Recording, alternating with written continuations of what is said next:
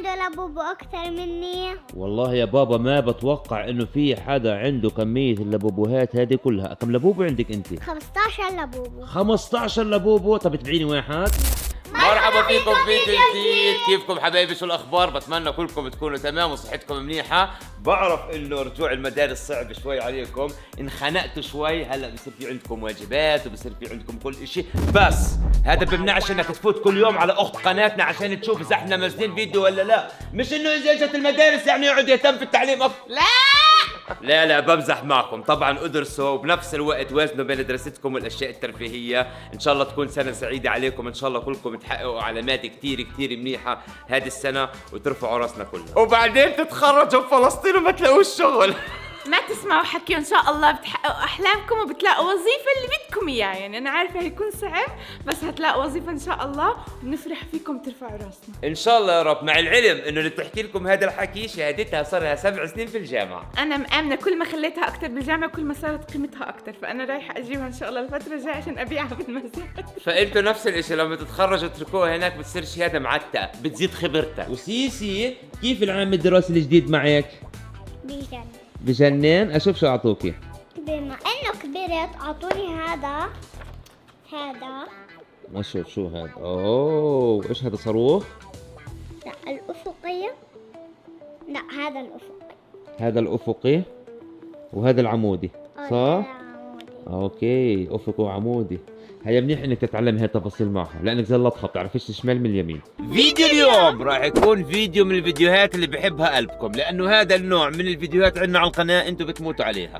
اليوم حابين نجرب اكل كرفانات الشوارع الغريبه. في عندنا كرفانات هون في رام الله بتبيع اشياء غريبه واشياء جديده، حابين نيجي نجربها ونقيمها مع بعض، فراح نحكي لكم راينا فيها ونشوف شو يطلع لنا شغلات زي هيك. هذا الفيديو صرنا بنأجل فيه يمكن شهر لأن الكرفانات ما بتفتح بكير، فاليوم حاولنا نأجل فيديو قد ما بنقدر لروحت سيليا من المدرسة عشان نقدر نصور لكم هون. عندنا هون في رام الله في شارعين للكرفانات، واحد في الطيرة وواحد في الإرسال، مشهورين كتير في إنه في أنواع كتير من الكرفانات المنوعة اللي بتبيع شغلات كتير. فجاهزين؟ جاهزين! وأول إشي راح نجربه في فيديو اليوم أبو كرش بشبعش ولا بشبعش؟ بشبعش. أبو كرش بشبعش. أبو كرش بشبعش. طيب يلا الوجبة الأولى من عند أبو كرش، منسف بالكاسة. أوه طيب الشكل والريحة 10 من 10. واو شكلها صح. هذه الكاسة 10 شيكل يعني تقريبا $2.08. اوكي يلا جرب.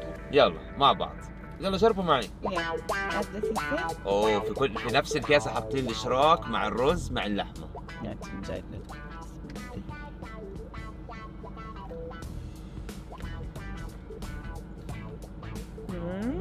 منسف. واو منسف بيشهي. شو رأيك؟ يعني عن جد جماعة عامله منسف أردني بامتياز صح؟ شهي. الجميد زاكي، الرز زاكي، واللحمة مبينة طازة مش مجمدة، فالشغل كتير مرتب. بقيمه 10 من 10. بقيمه 1000 من 1000.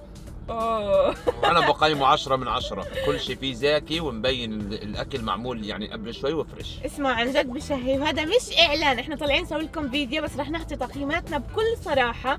عن جد زاكي، كل شيء صح، يعني مشتغل المشروع بقلبه رب والطعم بتشهي. شادي خلص الكاسة. طبعا الفكرة انه منسف كاسة اشي غريب، بس حلوة الفكرة حبيتها. شو رأيك سيسي؟ وهلا يلا على المكان الثاني، شيخ الكبة. خلينا نجرب عرباي اسمها شيخ الكبة، بيحكي انه كل كار له شيخ وانا شيخ الكبة، فخلينا نشوف اذا انت الشيخ ولا مش الشيخ. اسمعوا انا بالنسبة الي الكبة النية نقطة ضعفي. جبنا كبة نية وجبنا كبة مقلية، هي المقلية وهي معها النية. حط لنا معهم دبس الرمان لأن الكبة النية لازم ينحط معها دبس رمان. فاللي ما جرب الكبة النية بتقدروا تيجوا عند شيخ الكبة وتجربوها. يا الله بسم الله الرحمن الرحيم. شوفوا يا جماعة، تيجي نفس الكبة العادية بس نية. عطيني هذه ملعبي. تعطيش تقييم. اوه قول معلم. اوه معلم صح؟ شهي. شهي. واو، هيك بتتاكل الكبة النية. مع عصرة ليمون هيك اوكي. في كمان هي شو مالك تخيل؟ عشان نخلص. زاكي صح؟ اوكي احكي قديش طلع حقهم هدول الاثنين؟ اوكي هدول الاثنين راح تنصدموا من حقهم انه فقط $3. فتعالوا عند شيخ الكبة وجربوه. لا لا لا لا لا لا لا لا مبدع. راح اتبهدل من اسمع انت اللقمة. رهيب، انت رهيب. اوكي هيا.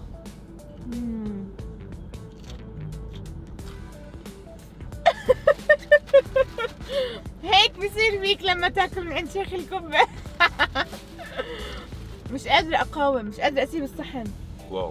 واو، الكبة المقلية نقيمها انا وسيسي. يلا يا سيسي.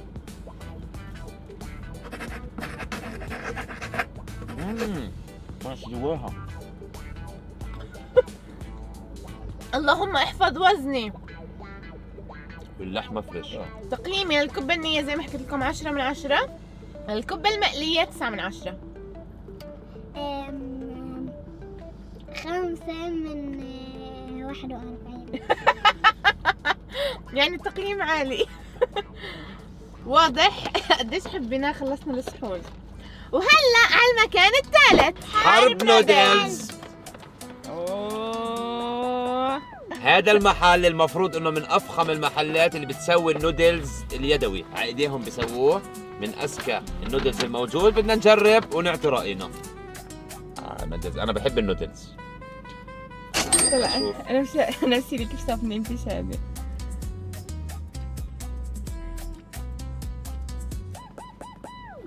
بوم. ما كنت اتخيل اني اليوم اروح اكل من عندهم واحب، بس الاكل عن بس جد صراحة زاكي. بشهي، كل شيء بشهي. هلا ندوقها.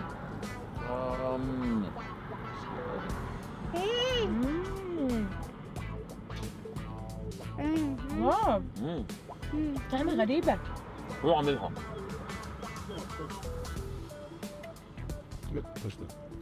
اسمعوا اقول لكم شغلة، زي كأنكم قاعدين تاكلوا كعك بسمسم. هيك الطعمة. بقيمه 8.5 من 10. وانا بقيمه 8.5 من 10 برضه. كثير زاكي، من اذكى النودلز اللي اكله بحياتي. له طعم جدا مميز. اذا بتحبوا النودلز يكون بطعم جديد وطعم عن جد مرتب، جربوه من عنده. شو رأيك؟ شو رايك انت؟ شو رايك انت؟ شو رايك؟ شو رأيكم؟ اسمع، ما عمري كنت اتوقع اني اروح على الكرفانات وادوق واجرب واحب. بس عن جد بيستاهلوا ياخذوا فرصه. الاكل عندهم جدا خرافي. انو اكثر واحد حبيتي، المنسف ولا الكبة ولا هذا؟ يس. تمزحي تمزحي. نودلز؟ والله زاكي صح؟ لا لا لا لا. عندنا بالبلد بتلاقوا حلب لبن، بلبن، حلو لبن، وكلهم مش اصلي. اليوم رح نجرب حلو لبن. سمعت عنه كثير انه كثير زاكي، فهذا اكيد رح يكون اخر مكان رح نجربه، لانه صراحه جفست يعني. حسيت الاكل وصل لهون. لانه حرام نجيب اكثر من هيك، ما راح ناكله. فهلا اجى موعد الحلويات، نجرب حلو ولبن. وراح اعطيكم تقييم صادق وصريح اذا زاكي او لا. حلو ولبن. جبنا صنف واحد لانه صراحه مش قادرين، بس عندهم اشياء بتشهي مبين. جربوا. طيب هذا ذوق سيليا طبعا، صح؟ سيليا قررت انه نجرب هذا الصنف من عندهم. طب العلبة حلوة. حلوة كثير، عجبتني. عاملة زي علبة الكريم صح؟ استنى شوي، شوفوا لي الدسامة. الله. يلا زين. طب يلا لازم تنزل المعلقة للآخر بعدين تطلع. يلا يلا. فرجيني. 1 2 3 يلا للآخر. يلا. طب طبقات كيك شكلها صح؟ كيك وكريمة. كيك وكريمة وشوكولاتة.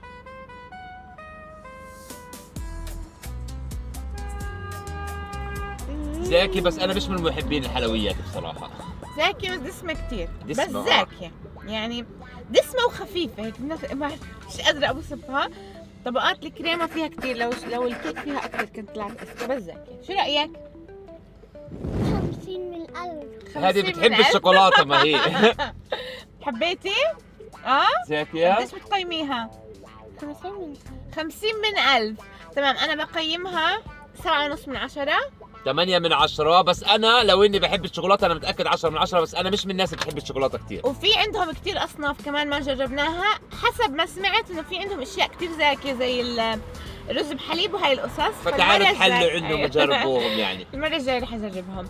هذه هي كانت تجربتنا، كانت تجربة جدا رائعة صراحة، ما توقعت يطلع هالقد زاكي. بتمنى تيجوا هون تدعموا هدول المشاريع لأنها عن جد مشاريع تستحق الدعم. وكل اللي فاتحينها هم شباب صغار خريجين جامعات او شباب لسه بيحاولوا انهم ياسسوا بالضبط. مستقبل ويعملوا بيت ويتجوزوا ويسووا، فتعالوا دعموهم. بدل ما تشتروا من المطعم ويحسب لك الوجبه ب50 وب60، ممكن هون تاكل ب10 وب15 شيكل وتكون مبسوط. والله العظيم الاكل عندهم جدا خرافي. بشهي بشهي بشهي. احنا جربنا كم من كرفان، في كتير كرفانات هون لاخر الشارع، ما قدرنا نجربهم كلهم لانه نصهم مسكرين واحنا جلسنا. بس ان شاء الله اذا حبيتوا هاي السلسله المره الجايه هنجرب لكم كمان اكل. واصحاب الكرفانات سامحونا على راينا، سواء عجبكم او ما عجبكم، بنحبكم كثير ونتمنى لكم دائما التوفيق، وان شاء الله مشاريعكم بتصير رقم 1. دائما ادعموا شباب البلد، ان شاء الله فيديونا هذا يفيدهم لو بشيء صغير وتكونوا انتم استمتعتوا معنا. ما تنسوا تشتركوا بالقناه عشان نوصل عدنا اكبر واكثر. كان معكم شادي وهيا وسيليا. بنشوفكم في الفيديو الجاي. سلام. بس اسمه دسمة دسمة بالذات